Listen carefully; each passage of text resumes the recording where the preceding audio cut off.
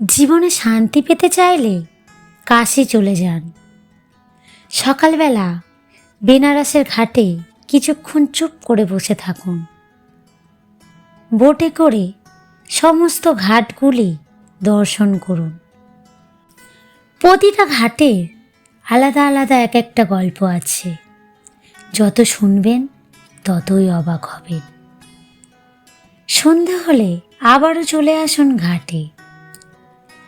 সেখানে বসে আরতি দেখুন। হাজার হাজার মানুষের সমাগম, চারিদিকে আলোর খেলা।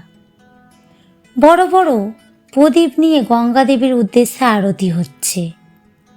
সে যেন এক অদ্ভুত মায়ায় আপনি জড়িয়ে পড়বেন, তা মুখে বলে বোঝানো যাবে না।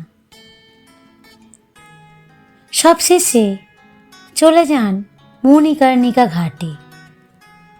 জীবন মৃত্যুর এক অদ্ভুত খেলা চলছে।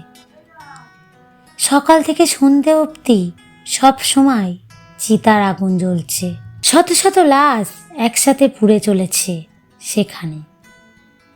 বেনারসে এসে কাশী বিশ্বনাথ মন্দির দর্শন না করলে কাশী আসার কোনো মাহাত্ম্যই থাকবে না।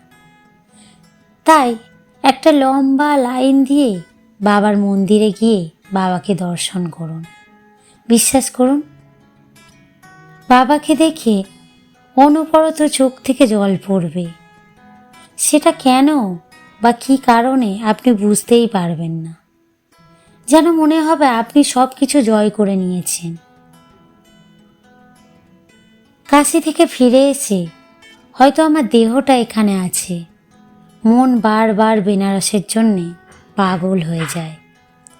তাই একবার নয়, বারবার বলবো, আমি আবারও বেনারস যেতে চাই।